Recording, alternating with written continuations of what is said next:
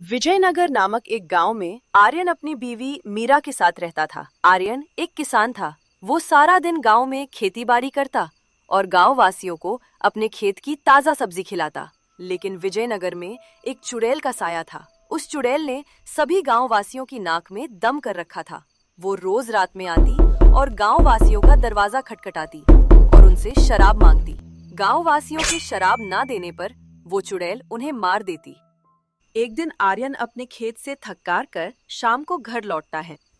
अरे मीरा, ओ मीरा, मैं खेत से आ गया हूँ। मुझे बहुत जोरों से भूख लगी है। तुम जल्दी से खाना लगा दो। जी, आप जल्दी हाथ मुंह धो लीजिए, मैं आपके लिए खाना लगाती हूँ। खाना खाते समय आर्यन मीरा से बात करते हुए, मीरा, मैं सारा दिन खेत में काम करता हूँ। मेरा पूरा दिन पसीना बहाने में निकल जाता है, खेत में सब्जियां बोने में, उनकी देखभाल करने में। लेकिन जब गांव वाले ये सब्जियां नहीं खरीदते ना, तो मुझे बहुत दुख होता है। हमारी कितनी फसल खराब हो जाती है और कभी कभार तो सब्जियों के हिसाब से पैसे भी नहीं मिल पाते। ऐसे तो हम कर्जे में डूब जाएंगे। जी, आप चिंता ना करें, जल्द ही कुछ ठीक होगा। मीरा और आर्यन खाना खा ही रहे होते हैं कि तभी उनके दरवाजे पर से आवाज आती है।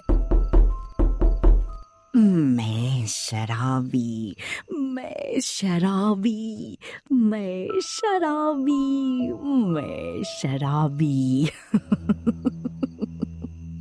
एक तो यहाँ हमारा काम धंधा नहीं चल रहा और एक इस शराबी चुड़ैल ने हमारी नाक में दम कर रखा है। यहाँ हमारे खाने के पैसे नहीं हो पाते। हम दोनों मियाँ बीवी बड़ी मुश्किल से रोटी का गुजारा कर रहे हैं और यहाँ ये चुड़ैल, इसको रोज शराब पिलानी पड़ती है। आप बिल्कुल सही कह रहे हो। हमने इस शराबी चुड़ैल को कितनी शराब पिला दी है, पर ये बिल्कुल बाज नहीं आती। रोज ही हमारे दरवाजे पर शराब मांगने आ जाती है। इसका कोई ना कोई इलाज निकालना ही पड़ेगा। बताओ जी, हम क्या करें? अभी तो तुम इसे शराब दो, इस शराबी चुड़ैल का करते हैं हम कुछ ना कुछ इलाज। मीरा अलमारी से एक शराब की बोतल निकालकर दरवाजे के नीचे से चुड़ैल को दे देती है। बस ऐसे ही मुझे शराब मिलती रहे तो कितना अच्छा हो। कभी कभार तो मुझे कोई शराब नहीं देता, इसीलिए तो मैं उन्हें मार डालती हूँ।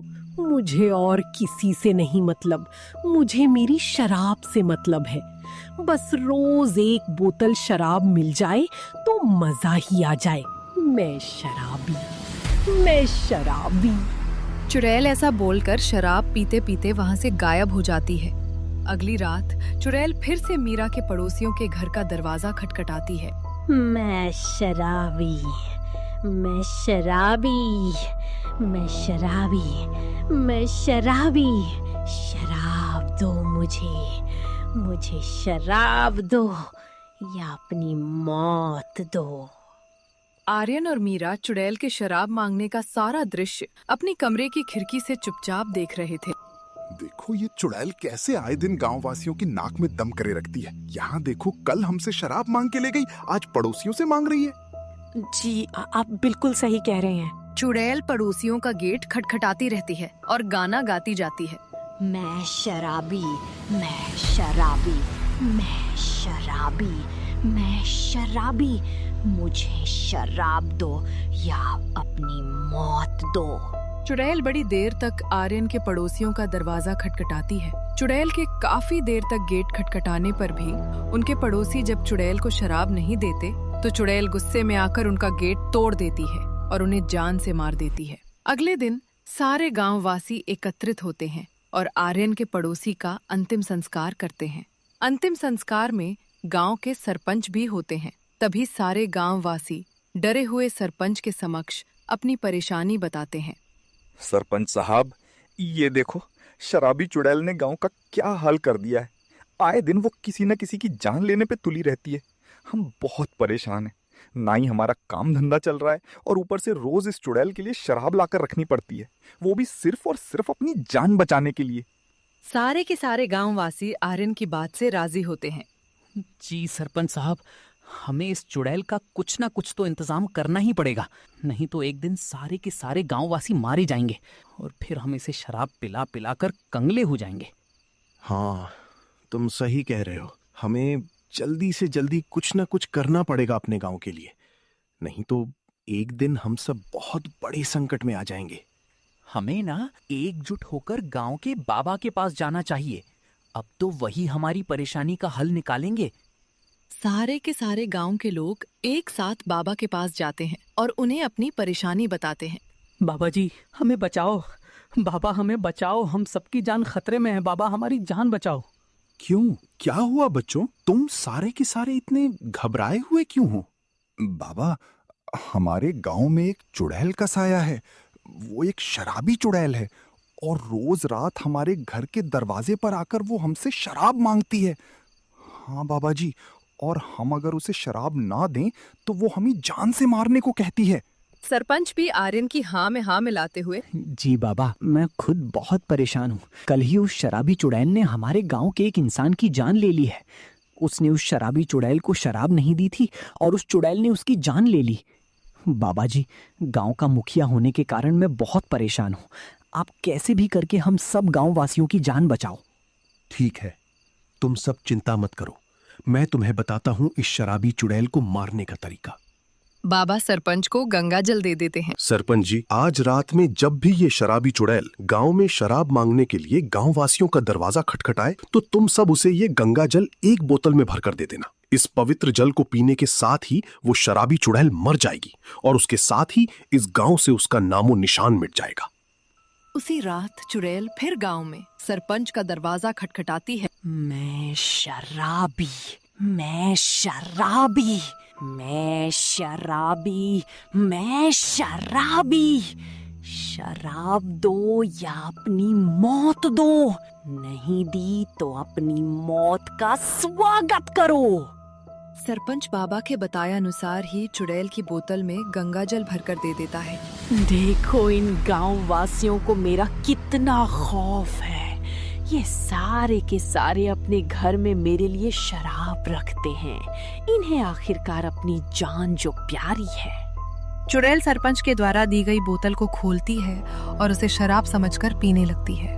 चुड़ैल के गंगा जल पीते ही वो बहुत जोर जोर से चिल्लाने लगती है। चुड़ैल को गंगा जल पीते ही गले में जलन होने लगती है। चुड़ैल बहुत जोर जोर से चिल्लाने लगती है। अरे क्या पिला दिया मुझे, क्या पिला दिया मुझे मनहूस आदमी। हाँ, इससे मेरा गला जल रहा है। अरे ये मैंने क्या पी लिया। मुझे कोई बचाओ, बचाओ मुझे, मेरे गले में जलन हो रही है। चुड़ैल गंगा जल पीते ही बहुत जोर जोर से तड़पने लगती है। देखते ही देखते चुड़ैल के शरीर में आग लग जाती है। उसे जलता हुआ देखकर सारे के सारे गांव के लोग अपने घर से बाहर आ जाते हैं। चुड़ैल, ओ शराबी चुड़ैल, तुझे क्या लगा था हम सब तुझसे डर गए और हम तुझे ऐसे ही अपनी मेहनत की कमाई की शराब पिलाते रहेंगे? देखा तूने तेरा क्या हश्र किया है हम सब ने मिलकर। हम सब तुझे खत्म करके ही चैन की सांस लेंगे आज तो। देखते ही देखते चुड़ैल सारी की सारी जल जाती है और गांव से उसका नामो निशान खत्म हो जाता है। अब कोई भी चुड़ैल रात में गांव वासियों को परेशान नहीं करती और सारे के सारे गांव वासी मिलकर प्रेम के साथ गांव में रहते हैं। नंदिनी एक छोटे से गांव की रहने वाली लड़की थी जो बड़े सपने लेकर भोपाल शहर में अपनी वकालत की पढ़ाई करने आई थी। शहर बहुत बड़ा था और नंदिनी के लिए सब कुछ नया था। उसने शहर के एक पुराने इलाके में एक छोटा सा कमरा किराए पर लिया था। कमरा काफी जर्जर था लेकिन उसका किराया कम था, इसलिए नंदिनी वहीं अपना गुजारा कर रही थी। नंदिनी के माता पिता किसान थे। गांव में सूखे की वजह से फसल अच्छी नहीं हुई थी, फिर भी वे पेट काट कर नंदिनी को पैसे भेजते थे ताकि उनकी बेटी वकील बन सके। नंदिनी हमेशा बाबूजी इतनी मुश्किल से पैसे भेजते हैं, इतने में मेरा पूरा महीना कैसे कटेगा। मुझे पढ़ाई के साथ साथ कुछ काम ढूंढना ही होगा। एक दिन नंदिनी के पास उसके घर से एक चिट्ठी आई। चिट्ठी में लिखा था कि उसकी माँ की तबीयत बहुत खराब है। इलाज में काफी पैसे खर्च हो गए थे, इसलिए इस बार वे उसे बहुत कम पैसे भेज पा रहे थे। ये पढ़ते ही नंदिनी की आंखों से आंसू बहने लगे। नंदिनी फूट फूट कर रोने लगी। उसी शाम नंदिनी बाजार में उदास बैठी हुई थी। तभी उसकी नजर एक लड़की पर पड़ी जो सड़क किनारे अपना सामान लिए बैठी रो रही थी। वो लड़की हुलिये से दक्षिण भारत की लग रही थी। नंदिनी उसके पास गई और धीरे से पूछा, क्या हुआ बहन, तुम यहाँ ऐसे क्यों बैठी हो? मेरा नाम कार्तिका है। मैं यहाँ काम की तलाश में आई थी, लेकिन जिस एजेंट ने मुझे बुलाया था वो मेरे सारे पैसे लेकर भाग गया। अब मेरे पास न रहने को जगह है और न वापस जाने के पैसे। नंदिनी को उस पर दया आ गई। उसने सोचा कि वो भी अकेली है और कार्तिका भी। उसने कार्तिका से कहा, तुम घबराओ मत, मैं भी यहाँ किराए के कमरे में रहती हूँ। अगर तुम्हें ठीक लगे तो तुम मेरे साथ रह सकती हो। हम कमरे का किराया आधा आधा बांट लेंगे, इससे हम दोनों की मदद हो जाएगी। कार्तिका बहुत खुश हुई और दोनों साथ रहने लगी। कार्तिका बहुत ही मिलनसार थी। कुछ ही दिनों में दोनों पक्की सहेलियां बन गईं। और लेकिन मुसीबत अभी खत्म नहीं हुई थी। धीरे धीरे दोनों के पास पैसे खत्म होने लगे थे। हर दिन खर्च बढ़ रहा था, लेकिन कमाई का कोई रास्ता नहीं था। एक दिन कार्तिका ने नंदिनी से कहा, नंदिनी, अगर हमें इस शहर में टिकना है तो हमें कोई छोटा काम शुरू करना ही पड़ेगा। हम क्या कर सकते हैं? मैं दिन में कॉलेज जाती हूँ और शाम को लौटती हूँ। उस रात कार्तिका ने नंदिनी के लिए अपने हाथ का बना खास मैसूर मसाला डोसा बनाया। कार्तिका, ये तो कमाल है। मैंने आज तक ऐसा डोसा नहीं खाया। हमारे इस इलाके में कोई भी असली साउथ इंडियन खाना नहीं बेचता। क्यों ना हम इसका ठेला लगाएं? कार्तिका मुस्कुराई और तैयार हो गई। अगले दिन उन्होंने अपनी बची कुची जमा पूंजी से एक पुराना ठेला खरीदा और बाजार में खड़ी हो गईं। आइए आइए, गर्मा गर्म और असली मैसूर डोसा सिर्फ 20 रुपए में। डोसा इतना स्वादिष्ट था कि लोग सिर्फ खाते ही रह गए। अरे वाह भाई, मैंने इतना स्वादिष्ट डोसा आज तक नहीं खाया। इतने कम दाम और लाजवाब स्वाद की वजह से पहले ही दिन उनके ठेले पर भीड़ लग गई। लोग दूर दूर से उनका डोसा खाने आने लगे। पास ही में भैरव सिंह नाम के एक आदमी की चाट की दुकान थी। वह बहुत महंगा और खराब खाना देता था। जब उसने देखा कि इन दो लड़कियों की वजह से उसकी दुकानदारी ठप हो रही है, तो वह उनसे जलने लगा। धीरे धीरे नंदिनी और कार्तिका की कमाई अच्छी होने लगी। नंदिनी ने अपनी कॉलेज की फीस भर दी। कार्तिका भी ये देखकर बहुत खुश थी, लेकिन किस्मत को कुछ और ही मंजूर था। एक रात काम से लौटते समय कार्तिका की तबीयत अचानक बहुत खराब हो गई। उसे तुरंत अस्पताल ले जाया गया। वहां पता चला कि उसे फेफड़ों की एक गंभीर बीमारी है। ये सुनकर नंदिनी के पैरों तले जमीन खिसक गई। नंदिनी ने अपना सब कुछ लगा दिया। वो रात रात भर जागकर कार्तिका की सेवा करती रही, लेकिन कार्तिका की हालत सुधरने का नाम नहीं ले रही थी। एक रात कार्तिका ने कमजोर आवाज में कहा, नंदिनी, शायद मेरा समय आ गया है, पर तुम हार मत मानना, अपनी पढ़ाई पूरी करना। और उसी रात कार्तिका ने दम तोड़ दिया। नंदिनी के ऊपर दुखों का पहाड़ टूट पड़ा। अब वो पूरी तरह अकेली रह गई थी। कई दिनों तक वो कमरे से बाहर नहीं निकली। हर कोने में उसे कार्तिका की याद सताने लगी। नंदिनी अब पूरी तरह टूट चुकी थी। न तो वो ठेला लगा पा रही थी और न ही कॉलेज जा रही थी। उधर भैरव सिंह बहुत खुश था कि अब उसका रास्ता साफ हो गया है। एक शाम नंदिनी कमरे के अंधेरे कोने में बैठी कार्तिका को याद कर रही थी। तभी कमरे में अचानक किसी अजीब सी हलचल का एहसास हुआ। नंदिनी ने धीरे धीरे सिर उठाकर सामने देखा। उसके कमरे में एक अजीब सी आकृति खड़ी थी। उसके बाल बिखरे हुए थे और चेहरा नीला पड़ चुका था। कमरे का माहौल अचानक ठंडा और डरावना हो गया। नंदिनी चिल्लाने ही वाली थी कि तभी उस आकृति ने धीरे से अपना हाथ हिलाया। डरो मत नंदिनी, मैं कार्तिका हूँ। कार्तिका, तुम इस रूप में? चुड़ैल बनी कार्तिका ने कहा, मेरा मकसद अभी पूरा नहीं हुआ था सहेली। मैं तुम्हें इस तरह हारते हुए नहीं देख सकती थी। तुम्हारे बाबूजी का सपना पूरा करना है। चलो उठो, मैं तुम्हारी मदद करूंगी। अगले दिन नंदिनी फिर से ठेला लेकर बाजार पहुंची। लोग हैरान थे कि नंदिनी अकेले ये सब कैसे संभालेगी। लेकिन जैसे ही काम शुरू हुआ, कुछ अजीब होने लगा। डोसे अपने आप बनने लगे, जैसे कोई अदृश्य हाथ काम कर रहा हो। कार्तिका, जो अब एक अदृश्य चुड़ैल बन चुकी थी, जादुई गति से डोसा बनाने लगी। नंदिनी सिर्फ ऑर्डर ले रही थी और पैसे संभाल रही थी। भैरव सिंह ये देखकर दंग रह गया। उसे समझ नहीं आ रहा था कि नंदिनी के हाथ इतनी तेजी से कैसे चल रहे हैं। असल में उसके पीछे चुड़ैल कार्तिका की अदृश्य ताकत काम कर रही थी। तभी कार्तिका ने नंदिनी से कहा, नंदिनी, अब तुम्हारी फाइनल परीक्षा पास है, तुम सिर्फ पढ़ाई करो, ठेला मैं संभाल लूंगी। चुड़ैल कार्तिका रात भर जागकर डोसे का मसाला तैयार करती थी। शाम होते ही वो ठेले पर नंदिनी की मदद करने पहुंच जाती। उसकी जादुई शक्ति की वजह से डोसे का स्वाद और भी खास हो गया था। धीरे धीरे पूरे शहर में उनके ठेले के चर्चे होने लगे। लेकिन भैरव सिंह की जलन अब और बढ़ चुकी थी। एक रात अंधेरे का फायदा उठाकर वो उनके ठेले को तोड़ने पहुंचा। तभी अचानक उसके सामने चुड़ैल कार्तिका की परछाई प्रकट हुई। कार्तिका ने उसे ऐसा डराया कि उसकी चीख निकल गई। वो पागलों की तरह भागता हुआ शहर छोड़कर चला गया। समय बीतता गया और नंदिनी ने अपनी परीक्षा दी। जब रिजल्ट आया तो नंदिनी पूरे कॉलेज में टॉप कर चुकी थी। उसे कोर्ट में इंटर्नशिप और स्कॉलरशिप दोनों मिल गए। नंदिनी भागती हुई घर आई और उसने चुड़ैल कार्तिका को गले लगा लिया। कार्तिका, मैं वकील बन गई। अब मुझे पैसों की चिंता नहीं है। अब हम हमेशा साथ रहेंगे। कार्तिका की रूह मुस्कुराई, लेकिन उसकी आंखों में विदाई के आंसू थे। नंदिनी, मेरी आत्मा को अब शांति मिल गई है। मेरा इस दुनिया में रहने का समय खत्म हुआ। मैं बस तुम्हें सफल देखना चाहती थी। अब तुम एक अच्छी वकील बनना और गरीबों को इंसाफ दिलाना। इतना कहकर चुड़ैल कार्तिका धीरे धीरे धुएं में बदलने लगी। कुछ ही पलों में वो हमेशा के लिए नंदिनी की आंखों से ओझल हो गई। नंदिनी उसे जाते हुए देखती रही। वो देर तक रोती रही, लेकिन उसके दिल में ये सुकून था कि उसकी सहेली अब शांति में है।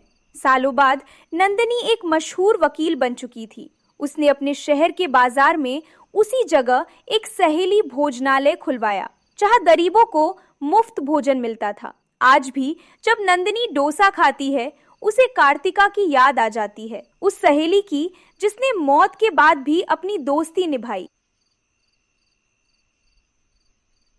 नाम का एक छोटा सा गांव था।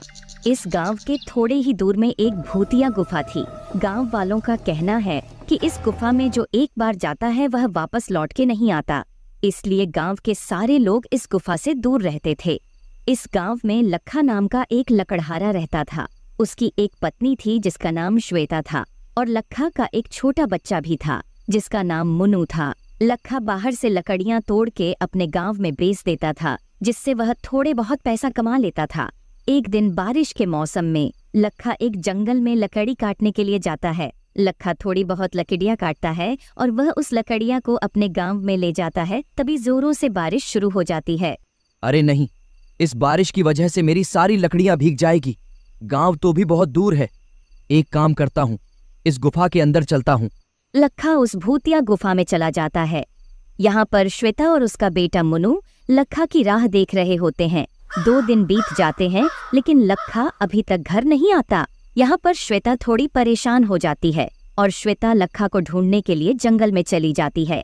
तभी उसको रामू नामक का एक लकड़हारा दिखता है। रामू श्वेता के पास आता है और बोलता है, बहन जी, आप इस घने जंगल में किसी को ढूंढने के लिए आई हो क्या? हाँ, मैं यहाँ पर मेरे पति लखा को ढूंढने के लिए आई हूँ। लखा तो थोड़े ही दिन पहले उस भूतिया गुफा के अंदर जा रहा था। रामू की यह बात सुनकर श्वेता रोने लगती है और गांव में मुन्नू श्वेता और लखा की राह देख रहा होता है। तभी श्वेता गांव में आती है। श्वेता की रो रो के बुरी हालत हो गई थी। श्वेता की यह हालत देखकर कुछ गांव वाले श्वेता के पास आते हैं और बोलते हैं, बहन जी, क्या हुआ? आप कुछ परेशान लग रही हो। हम आपकी कुछ मदद कर सकते हैं क्या?